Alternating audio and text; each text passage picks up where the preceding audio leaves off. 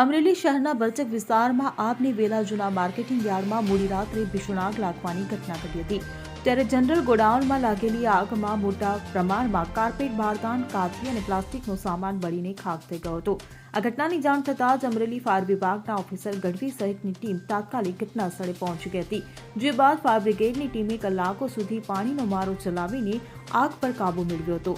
જો કે સદનસીબે આ ઘટના દરમિયાન ગોડાઉનમાં કોઈ મજૂરો કે કર્મચારીઓ હાજર ન હોવાથી કોઈ જાનહાનિ થવા પામી નથી. આ ઘટનાને લઈ સ્થાનિક પોલીસ પણ સ્થળે દોડી આવી હતી અને આગ લાગવાના કારણની તપાસ શરૂ કરી હતી. જો કે હજુ સુધી આગ લાગવાનું ચોક્કસ કારણ જાણી શકાયું નથી. તો આ ઘટનામાં થયેલા નુકસાનનો આંકડો પણ હજુ સામે આવ્યો નથી. ત્યારે આ સમગ્ર મામલે પોલીસ અને ફાયર વિભાગ દ્વારા વધુ તપાસ હાથ ધરવામાં આવી છે. અમરેલી શહેરની મધ્યમાં આવેલા માર્કેટિંગ યાર્ડમાં લા પિનોઝની બાજુમાં આવેલા ખાંચાની અંદર એક સ્ટોરેજ ગોડાઉન આવેલું છે. આ સ્ટોરેજ ગોડાઉનની અંદર સિંદરી, કાથી તેમજ કાર્પેટ બનાવવા માટેનું રો મટીરિયલ જેવા વસ્તુઓનું સ્ટોરેજ કરવામાં આવી રહ્યું છે. આ ગોડાઉન કિશોરભાઈ નામના વ્યક્તિની માલિકી ધરાવે છે.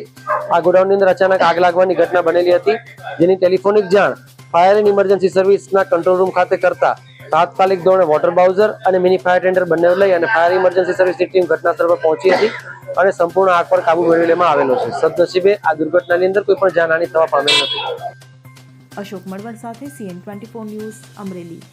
હવે જુઓ દેશ દુનિયાની તમામ ખબરો તમારી આંગળીના ટેરવે. ઉઠાવો મોબાઈલ અને Google Play Store પરથી ડાઉનલોડ કરો અમારી CN24 ન્યૂઝ મોબાઈલ એપ.